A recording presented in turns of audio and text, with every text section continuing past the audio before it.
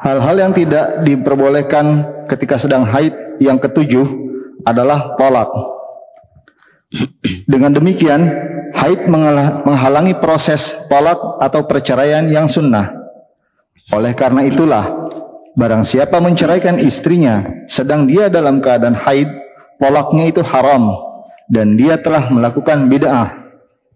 Hal itu didasarkan pada firman Allah Subhanahu wa taala pada surat At-Talaq ayat 1, fatalliquhunna li'iddatihin, yang artinya, maka hendaklah kamu ceraikan mereka pada waktu mereka dapat menghadapi iddahnya atau yang wajar, yakni dalam keadaan suci dan belum melakukan hubungan badan setelah masa suci itu berjalan. Juga didasarkan pada hadis Ibnu Umar radhiyallahu anhuma,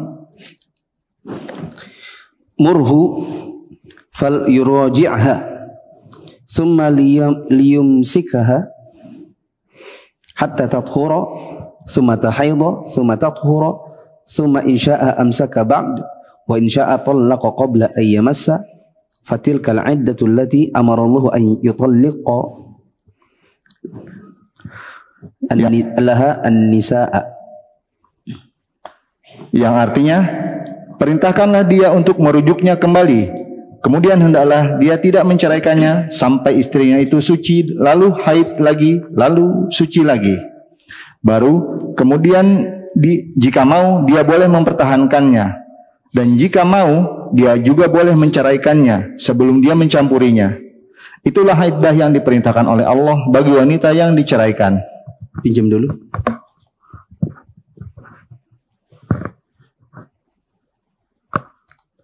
Oh, di sini ada perbedaan huruf malah. Murhu falyuraji'ha thumma liyumsikha hatta tathura thumma tahidha thumma tathura thumma in syaa'a amsaka ba'd wa in syaa'a talaqa qabla an yamassa fatilka 'iddatu allati amara Allah an. Di sini tutallaqa kalau di buku saya, di kitab saya yang tadi saya sempat tersendat sedikit, saya bingung kenapa di sini ya. Ya, di kitab saya iya berarti yutalliqa an-nisaa. Tetapi kalau di kitab yang Indonesia sepertinya ini yang lebih pas, yaitu pakai ta. Tutallaqa laha an-nisaa'u. Yang sudah belajar bahasa Arab insyaallah paham. Di kitab saya yutalliqa lahan nisaa, di Indonesianya yututallaqa lahan nisaa'u. Kasih garis bawah atau distabiloi kata-kata yaitu suci sebelum dijima. Kalimatnya ini ada setelah terjemah ayat. Ketemu? Setelah terjemah ayat apa katanya? Terjemah ayat. Yakni apa tuh? Yakni dalam keadaan suci. Yakni dalam keadaan suci dan belum melakukan hubungan badan. Itu antum stabiloi. Yakni suci belum hubungan badan. Nanti saya jelaskan. Yang penting distabiloi dulu. Kemudian di terjemahan hadis ada kata-kata sebelum dia mencampuri atau mengumpuli atau menjima istrinya. Ada? Jika dia mau maka dia bisa mentolaknya atau mentalaknya sebelum apa itu? Dia mencampuri istrinya.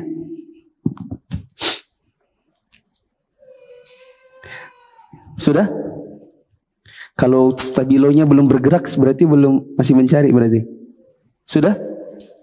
Sudah ya? Baik. Perhatikan dulu. Perhatikan jemaah. Lihat jari saya. Ada berapa ruas jari saya?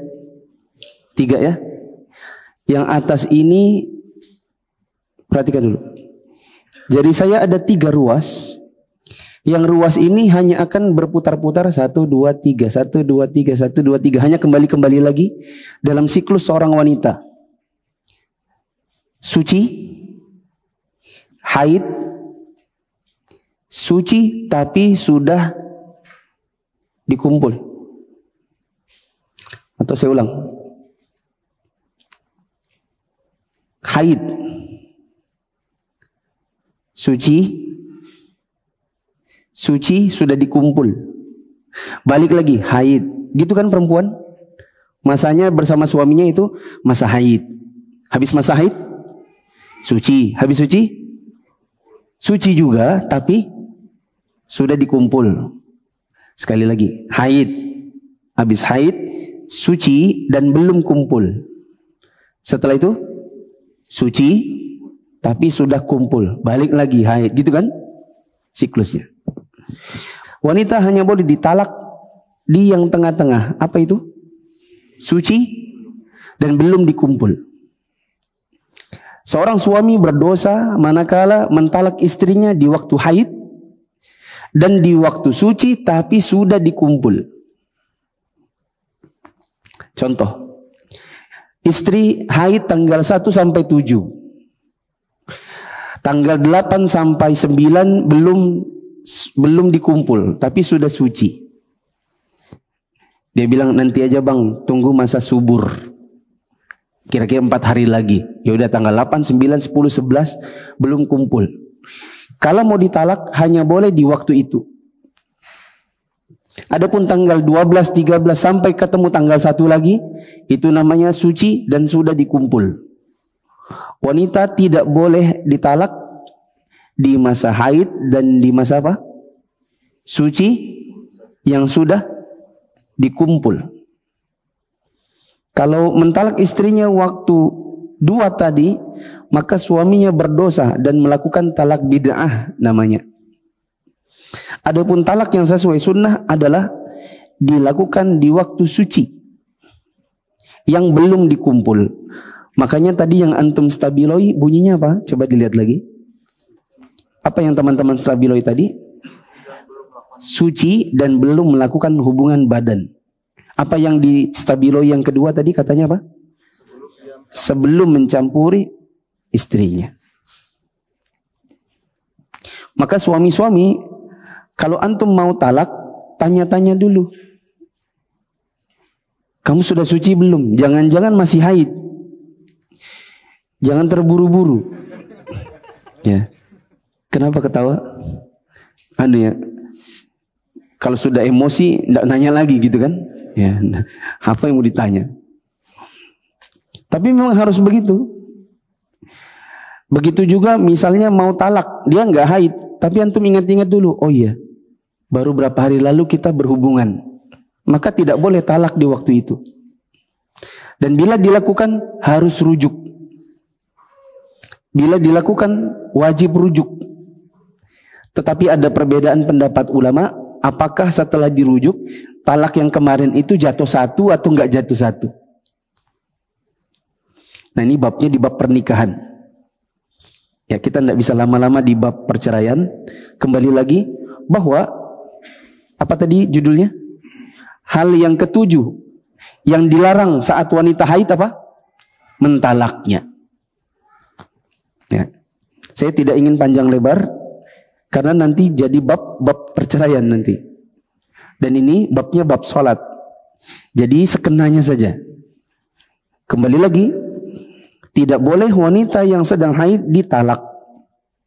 Kalau mau mentalaknya, apa tadi? Di waktu apa? Suci dan belum dikumpul. Adapun mentalaknya di waktu sudah dikumpul, apalagi di waktu haid, maka harus rujuk. Dari mana kata harus rujuk? Dari hadis. Di situ disebutkan hadis riwayat Ibnu Umar. Sebenarnya yang disuruh rujuk itu Ibnu Umar sendiri. Ya, yang dimaksud hadis di sini ada hadis riwayat Ibnu Umar, maksudnya adalah Ibnu Umar menceritakan pengalaman pribadinya yang mentalak istrinya. Lalu Umar Ibn Khattab melapor kepada Nabi. Nabi bilang sama Umar, perintahkan anakmu si Abdullah bin Umar itu. Nah ini perintahnya. Apa kata Nabi? Suruh dia untuk merujuk lagi sama istrinya. Ya. Jadi ini Ibnu Umar bukan lagi ceritain tentang orang lain, tetapi Ibnu Umar lagi menceritakan dirinya sendiri. Yang disuruh Nabi lewat bapaknya untuk rujuk kembali dengan istri yang sudah terlanjur dicerai di waktu yang salah. Kedelapan, al-i'tidadu bil ashhur. Yang kedelapan adalah menjalani iddah dengan hitungan bulan. Sekali, apa namanya? Yang kedelapan yang dilarang bagi wanita haid adalah menghitung iddah, yaitu masa tunggu saat dia dicerai atau ditinggal wafat suaminya. Iddahnya tidak boleh pakai bulan. Kalau dia masih haid, maka dia menghitungnya pakai haidnya. Ada di antara para ulama yang menyebutkan dia menghitungnya pakai sucinya.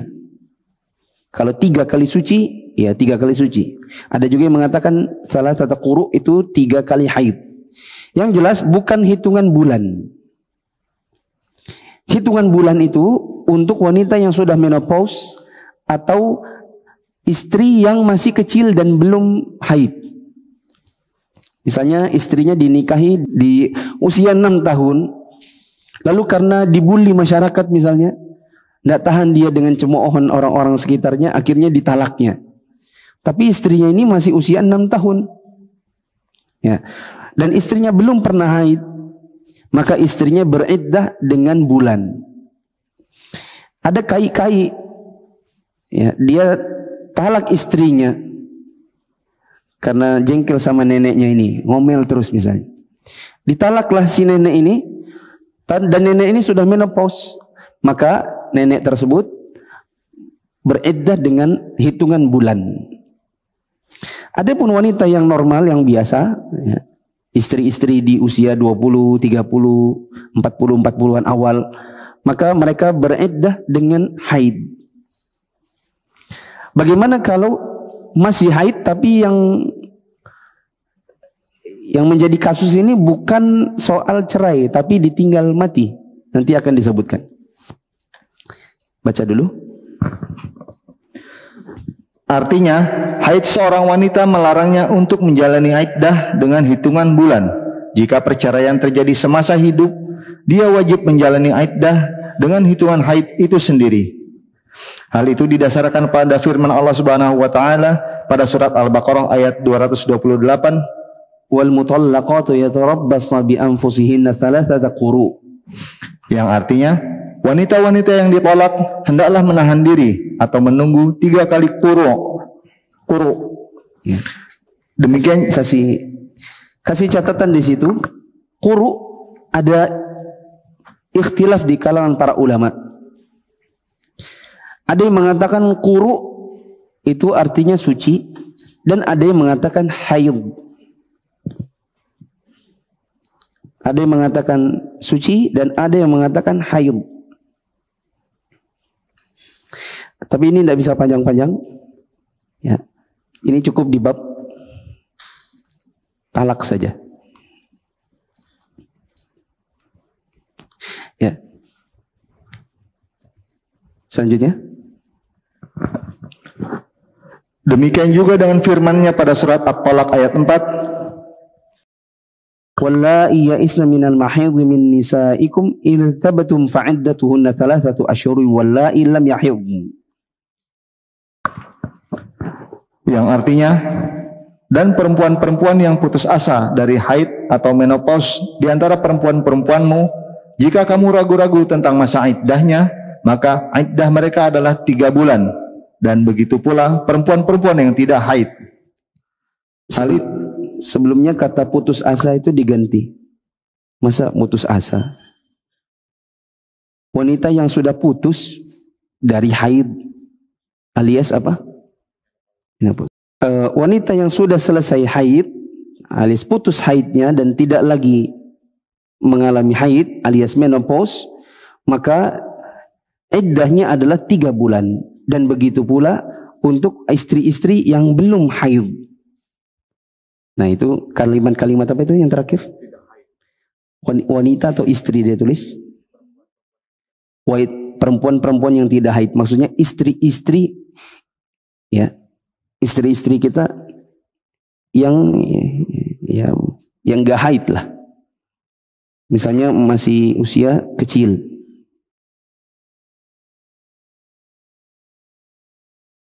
Nah, saya pernah cerita ada akhwat yang tidak punya rahim sehingga tidak haid. Ya, maka insya Allah dia masuk dalam kasus seperti wanita yang terakhir, yaitu yang belum atau tidak mengalami haid. Maka iddahnya adalah 3 bulan. Lanjut. Hal itu menunjukkan bahwa seorang wanita yang sedang haid, maka iddahnya adalah dengan hitungan haid juga. Kasih catatan di situ. Ada yang mengatakan dengan sucinya. Tadi saya sudah sebutkan ada ikhtilaf para ulama. Pendapat di sini yang dikutip adalah dia beriddah dengan haidnya. Kasih catatan di atasnya ada ulama yang bilang sucinya.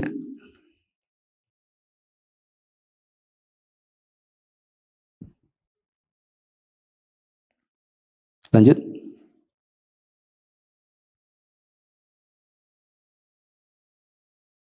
Sedangkan wanita-wanita yang sudah putus dari haid atau menopause dan wanita yang masih kecil yang belum haid, iddahnya adalah dengan hitungan bulan. Sedangkan wanita yang ditinggal mati suaminya, iddahnya adalah 4 bulan 10 hari. Baik dia masih kecil, wanita yang sudah putus dari haid, ataupun wanita yang masih biasa menjalani haid. Ya. Untuk kasus wanita yang ditinggal wafat, maka iddahnya adalah 4 bulan 10 hari meskipun dia masih haid. Meskipun masih haid. Oh ya, masih haid ini maksud saya bukan lagi haid, tapi di usia-usia yang masih haid. Meskipun lagi nggak haid. Ya, biasanya teman-teman yang baru belajar, yang muda-muda itu belum terlalu bisa membayangkan tentang haid. Ya, karena belum ada istri yang bisa dijadikan objek untuk belajar gitu. Ya kan? Antum belum pernah lihat kan wanita haid bagaimana darahnya? Nah, kalau kita suami-suami mungkin pernah lihat darahnya istri, ya enggak? Enggak juga. Enggak juga. Ya. Ya, saya pernah lihat gitu. Apa mau tahu warnanya, mau tahu ciri-cirinya gitu. Dan kita belajar gitu. Oh, tanggal sekian. Oh, ini masa subur. Oh, ini adalah masa begini, masa begitu gitu. Ya, dijadikan objek belajar. Nah, dan yang dimaksud di sini adalah wanita yang masih bisa haid, bukan wanita yang lagi haid. Oke? Untuk wanita yang ditinggal wafat suaminya, meskipun lagi nggak haid, tapi kalau dia masih dalam masa-masa haid di usia 20, 30, maka iddahnya adalah tetap pakai bulan, yaitu 4 bulan 10 hari. Apa dalilnya? Hal itu didasarkan pada firman Allah Subhanahu wa taala pada surat Al-Baqarah ayat 234. Walladzina yutawaffawna minkum wa yadharuna azwajan yatarabbasna bi anfusihinna arba'ata ashhuri wa 'ashra. Yang artinya, orang-orang yang meninggal dunia di antaramu dengan meninggalkan istri-istri, hendaklah para istri itu menangguhkan dirinya beriddah 4 bulan 10 hari. Ayat di atas mencakup secara keseluruhan wanita yang ditinggal mati suaminya selama dia tidak hamil. Karena jika hamil, iddahnya adalah waktu melahirkan. Hal itu didasarkan pada firman Allah Subhanahu wa taala pada surat At-Talaq ayat 4. Untuk wanita yang hamil lain lagi. Wanita yang hamil maka iddahnya adalah sampai dia melahirkan. Sampai dia melahirkan. Misal suaminya meninggal saat kehamilannya usia 9 bulan. 10 hari kemudian melahirkan. Maka setelah 10 hari dia sudah bisa nikah lagi. Sudah bisa nikah lagi. Cuma paling-paling nanti dibully masyarakat. Ya. Dibilang apa? Ya macam-macam. Suami baru meninggal 10 hari lalu dan nikah lagi. Gila benar. Ya. Tapi kalau dikatakan apakah sah? Jawabannya sah. Karena sudah habis masa iddahnya. Apa dalilnya? Bahwa wanita yang hamil itu iddahnya sampai melahirkan? Kata Allah Ta'ala, wa ulatul ahmali ajaluhunna ayadha'na hamlahun. Yang artinya, dan perempuan-perempuan yang hamil, waktu iddah mereka itu ialah sampai mereka melahirkan kandungannya. Di antara ketentuan hukum haid adalah wanita yang mengalaminya wajib mandi dan sudah dinyatakan baligh. Wa min ahkamil haidhi annahu yujibul ghusla wa yujibul bulugh. Ada tambahan sedikit di bagian akhir bahwa di antara hukum yang berkenaan dengan haid, bahwa haid itu mewajibkan seseorang untuk mandi setelah selesai haidnya, dan dengan demikian wanita yang pertama kali mengalaminya sudah dinyatakan baligh. Wanita baligh. Nah, saat anak kita yang perempuan sudah baligh, maka sudah wajib pakai jilbab. Sudah wajib sholat 5 waktu. Ya. Maka katakan kepadanya, mulai hari ini, maka tidak boleh lagi kamu lepas-lepas jilbab kalau keluar rumah. Karena sudah baligh. Dan mulai hari ini, kalau kamu masih bolong-bolong sholatnya, maka setiap bolong itu berdosa. Sudah dicatat dosanya. Nah, selesailah bab tentang hal-hal yang dilarang bagi wanita yang haid. Sekarang adalah subbab tentang hal-hal yang dimubahkan atau yang dibolehkan bagi wanita yang haid dan nifas. Silakan. Berikutnya adalah hal-hal yang boleh dilakukan bersama wanita yang sedang haid dan nifas. Yang pertama adalah bercumbu selain pada bagian kemaluan. Oke. Terus, soalnya di sini ada kalimat, di situ nggak diterjemahkan, tapi nggak apa-apa. Pertama adalah al-mubasyaratu fi madunal farj, yaitu berhubungan selain di kemaluan. Kita kemarin istilahkan apa? Timbanya tidak masuk sumur. Yang dilarang adalah timbanya masuk sumur. Apa dalilnya? Hal itu didasarkan pada hadis Anas radhiyallahu anhu yang artinya bahwasanya orang-orang Yahudi dahulu, jika ada orang perempuan di antara mereka yang haid, mereka tidak akan makan bersama dan bergaul dengan mereka di rumah. Setelah itu para sahabat Nabi radhiyallahu anhum bertanya kepada beliau, maka Allah Subhanahu wa taala menurunkan ayat, yaitu surat Al-Baqarah ayat 222, wa yas'alunaka 'anil mahid qul huwa adha, yang artinya mereka bertanya kepadamu tentang haid, katakanlah haid itu adalah suatu kotoran. Maka Rasulullah sallallahu alaihi wasallam bersabda, isna'u kulla syai'in illa nikah, yang artinya perbuatlah apa saja selain bercampur atau berhubungan badan. Juga didasarkan pada hadis Aisyah radhiyallahu anha tentang meniduri wanita yang sedang haid, serta hadis pamannya yaitu Haram ibnu Hakim. Dia pernah bertanya kepada Rasulullah sallallahu alaihi wasallam mengenai apa yang boleh aku lakukan terhadap istriku yang tengah menjalani haid. Beliau sallallahu alaihi wasallam menjawab, bagian yang di atas sarung saja. Bagian yang di atas sarung maksudnya adalah gini. Bagian pusar ke atas itu boleh, maksudnya gitu. Bagian kemaluan yang di bawah ya, atau lutut ke bawah itu boleh. Baca lagi. Yang mulia Syekh Al-Alamah bin Baz rahimahullah menyebutkan bahwa wanita yang sedang haid haram untuk dicampuri, tetapi tidak ada dosa jika hanya pada batas bersenang-senang pada bagian di atas pusar dan di bawah lutut. Itulah makna dari kalimat bagian yang di atas kain sarung.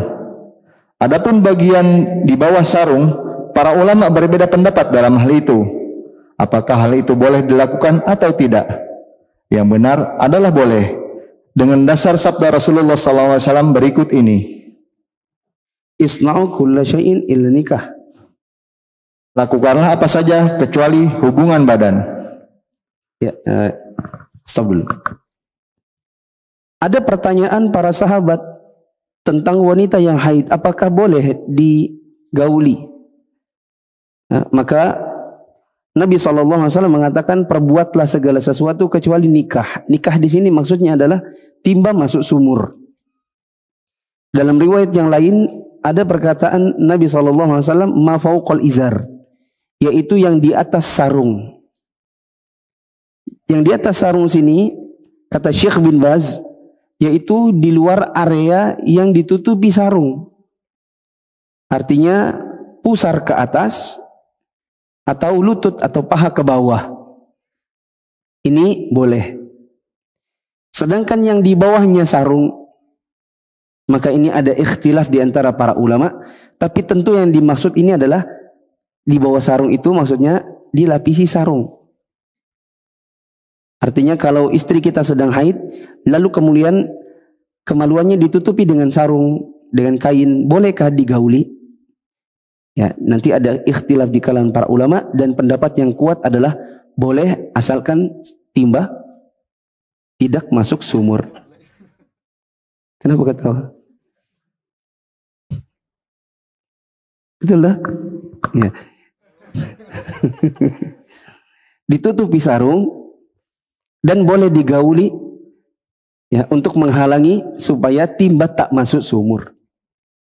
Gitu loh. Nah, jadi ada 3 kesimpulan. Silakan. Berdasarkan hal tersebut, wanita yang tengah menjalani haid itu mempunyai 3 keadaan. Yang pertama, melakukan hubungan badan, dan ini jelas haram hingga dia suci. Maksudnya berhubungan badan ini timba masuk sumur, maka itu haram. Terus? Yang kedua, bersenang-senang dengannya pada bagian di atas kain sarung. Yang demikian itu menurut kesepakatan ijma adalah halal. Adapun yang di atas sarung, yakni yang di atasnya pusar, di bawahnya lutut, maka itu boleh. Ya, dengan ijma para ulama. Terus? Yang ketiga, bersenang-senang dengannya pada bagian di bawah kain, yakni bagian antara pusat dan lutut. Inilah yang masih menjadi perbedaan pendapat. Tetapi yang paling kuat adalah boleh. Hanya saja yang lebih baik adalah meninggalkannya dalam rangka berhati-hati, menjaga diri sekaligus menjauhi hal-hal yang diharamkan. Adapun yang ketiga, yaitu yang terletak di antara pusar dengan lutut, yakni yang di daerah kemaluan. Tapi insya Allah pendapat yang kuat adalah boleh, dengan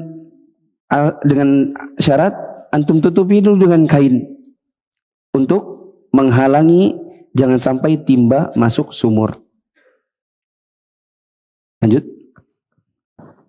Dari Maimunah radhiyallahu anha, dia berkata, Rasulullah sallallahu alaihi wasallam pernah mencumbui istri-istrinya pada bagian atas kain sedang mereka dalam keadaan haid. Ya. Ya udah, intinya begitu. Kalau antum mau, maka tutupi dulu dengan kain untuk mencegah timba masuk sumur. Yang kedua yang diperbolehkan adalah al-aklu wasyurbu ma'aha. Yang kedua adalah makan dan minum bersama wanita yang sedang haid. Hal tersebut didasarkan pada hadis Aisyah radhiyallahu anha. Dia menuturkan, aku pernah minum sedang aku dalam keadaan haid. Lalu aku menyerahkan minuman itu kepada Rasulullah sallallahu alaihi wasallam. Beliau pun meletakkan mulut beliau pada bagian yang terkena mulutku, kemudian minum. Selain itu, Aisyah juga pernah memakan sisa-sisa daging dari tulang, lalu menyerahkan makanan itu kepada Nabi sallallahu alaihi wasallam, dan beliau pun meletakkan mulut beliau pada bagian yang terkena mulutku. Juga berdasarkan pada hadis inna haidhataki laysat fi yadiki. Sesungguhnya haidmu itu tidak berada di tanganmu. Ya, saya kira jelas. Makan minum bareng sama istri yang lagi haid itu boleh. Ya, tidak boleh istrinya dikasih ini ruang makan khusus wanita haid gitu misalnya. Dan ini adalah pengamalannya orang-orang Yahudi di zaman dahulu. Makanya tadi disebutkan riwayat tentang turunnya yas'alunaka 'anil mahid qul huwa adzan fa'tazilun nisaa fil mahid. Itu adalah berkenaan dengan orang Yahudi, yang orang Yahudi di zaman dahulu kalau istrinya haid maka tidak digauli dan tidak diajak makan minum. Ya. Adapun Islam makan minum boleh, adapun menggaulinya tadi ada rincian-rincian, ada yang boleh, ada yang tidak boleh. Yang ketiga, dibolehkan bahkan disunahkan bagi wanita yang sedang haid untuk datang ke tempat pelaksanaan salat Idul Fitri dan Idul Adha serta mendengarkan khutbah, kalimat-kalimat yang baik dan seruan kaum muslimin. Hal itu didasarkan pada hadits Athiyyah radhiyallahu anha. Dia bercerita, Rasulullah sallallahu alaihi wasallam pernah memerintahkan kami untuk menyuruh wanita-wanita yang sedang haid dan wanita-wanita yang sedang dipingit. Adapun wanita-wanita yang sedang haid, mereka menjauh dari tempat salat kaum muslimin. Dalam suatu lafaz disebutkan, hendaklah mereka menjauh dari salat dan menyaksikan kebaikan dan seruan kaum muslimin. Yang ketiga yang dibolehkan buat wanita haid adalah datang ke tempat sholat Id. Ya, tapi ini nanti saja kita detailkan ketika nanti insya Allah kita sampai pada bab sholat Id. Nanti akan ada penjelasan tentang sunnah di dalam sholat Id. Salah satunya adalah mengajak wanita-wanita untuk keluar ke lapangan meskipun haid. Ya, insya Allah nanti babnya akan datang kira-kira 2 tahun lagi. Ya, kira-kira. Keempat. Yang keempat, perbolehkan bagi suami untuk membaca Al-Quran di pangkuan istri yang sedang haid. Hal tersebut berdasarkan pada hadis Aisyah radhiyallahu anha dari Rasulullah SAW yang artinya, beliau pernah bersandar di pangkuanku sedang aku dalam keadaan haid. Kemudian beliau membaca Al-Quran. Ya, saya kira jelas juga wanita yang haid boleh kita baca Quran di dekatnya. Yang kelima adalah wanita haid boleh membasuh kepala dan menyisir rambut suaminya. Hal itu didasarkan pada hadis Aisyah radhiyallahu anha. Dia bercerita, aku pernah menyisir rambut Rasulullah SAW dan aku sedang haid. Saya kira ini juga jelas. Yang keenam, yang juga diperbolehkan adalah mengerjakan seluruh macam ibadah selain yang sudah dikemukakan sebelumnya. Coret kata di atas itu. Di atas itu coret ya. Dikemukakan dalam subbab sebelumnya. Dikemukakan dalam subbab sebelumnya. Sehingga kalimat yang lebih pas. Yang juga diperbolehkan bagi wanita haid adalah yang keenam, mengerjakan seluruh macam ibadah selain yang telah dikemukakan dalam subbab sebelumnya. Apa saja? Salat, puasa, membaca Al-Quran menurut ulama yang melarang, memegang mushaf menurut ulama yang melarang, ya, dan lain-lain yang sudah disebutkan dalam bab larangan. Wanita haid boleh berzikir kepada Allah Azza wa Jalla dengan berbagai macam zikir yang disyariatkan serta doa-doa ma'tsurah. Seperti ditulis di situ, contohnya zikir pagi petang. Zikir pagi petang. Oh Ustadz, kalau zikirnya kan ada ayat kursi, ada kul, maka tergantung. Kalau kita ambil pendapat ulama yang melarang membaca Al-Quran, ya udah, tidak usah dibaca ayat kursi dan kul-kulnya. Tapi kalau kita menguatkan pendapat ulama yang mengatakan wanita haid boleh baca Quran, maka baca aja. Toh dihafal juga kan? Ya. Jika ingin mengerjakan ibadah haji atau umroh, tidak ada halangan, boleh aja. Tapi cukup ihram dan kerjakan semua yang dikerjakan oleh orang yang haji atau umroh, kecuali tawaf di Baitullah sampai dia suci dulu. Ustadz, bagaimana kalau seandainya saya belum tawaf nih? Ya, tapi haid saya 8 hari, sementara tiket pesawatnya 4 hari lagi. Berarti saya pulang, ya, jadwal pesawatnya datang duluan, padahal saya belum tawaf. Ya, maka ini jawabannya nanti aja kalau kita bicara manasik. Hal itu didasarkan pada hadis Aisyah radhiyallahu anha, "If'ali ma yaf'alul hajju ghaira alla tatufi bil baiti hatta tathuri." Kerjakanlah seperti yang dikerjakan oleh orang yang mengerjakan haji, hanya saja jangan tawaf di Baitullah sampai kamu suci. Ya. Demikian. Maka yang keenam adalah silakan mengerjakan ibadah seperti zikir-zikir. Adapun baca Quran ada ikhtilaf. Ngajar TPA boleh. Tapi kalau TPA-nya di dalam masjid, maka sebaiknya antum di teras saja. Bukan antum ya. Akhwat di teras saja. Kemudian kalau mau pergi haji atau umroh, ya silakan. Tetapi cukup ihram. Sedangkan tawafnya ini ada pembicaraan khusus. Ya, nanti insya Allah kapan-kapan kalau kita bicara haji umroh baru kita akan detailkan. Untuk penutup saya tanya, jamaah jawab.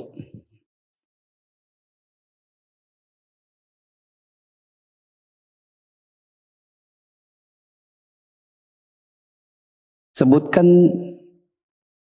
3 fase akhwat soal haid dan suci.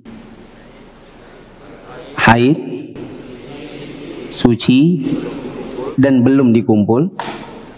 Terus suci dan sudah dikumpul. Di waktu yang mana yang kita boleh mentalak istri? Suci dan belum dikumpul.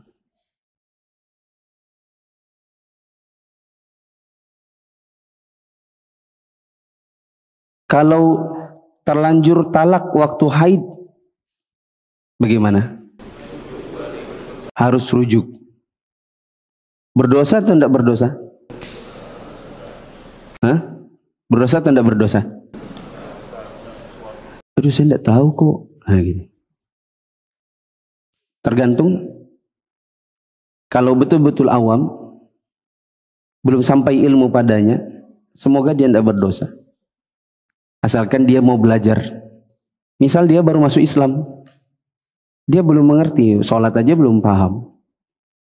Adapun orang Islam sudah Islam lama, kajian di mana-mana, tapi sengaja tidak belajar, maka dia berdosa. Siapa suruh tidak belajar? Ya. Banyaknya kajian bertebaran di mana-mana kok nggak kajian.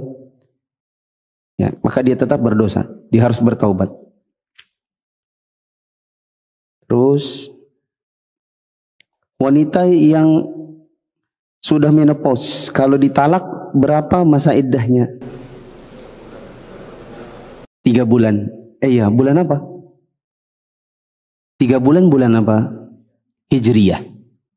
Bukan Maret, April, Mei ya. Ngitungnya nanti jangan pakai kalender Masehi. Jangan nanti yang disilang-silang 13 Mei, 14 Mei. Jangan itu yang disilang. Tapi yang bawahnya, yang hijriyahnya. Terus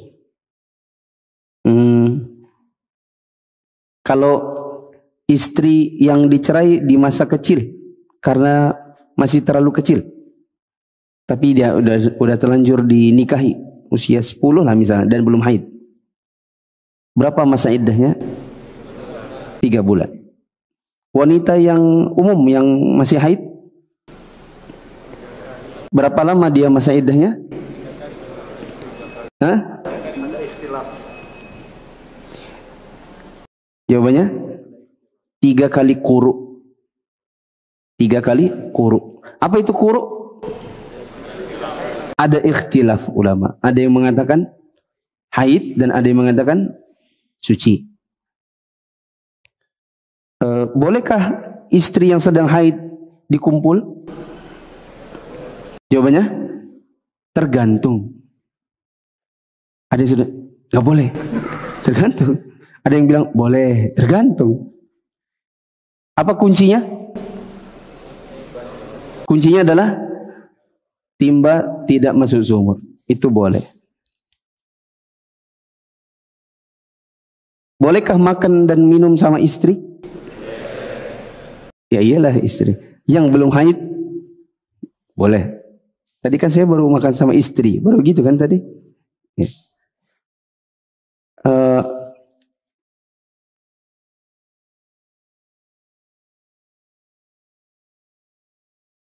Itu aja. Wallahu a'lam bishawab. Subhanakallahumma wa bihamdika asyhadu an la ilaha illa anta astaghfiruka wa atubu ilaik. Wassalamualaikum warahmatullahi wabarakatuh.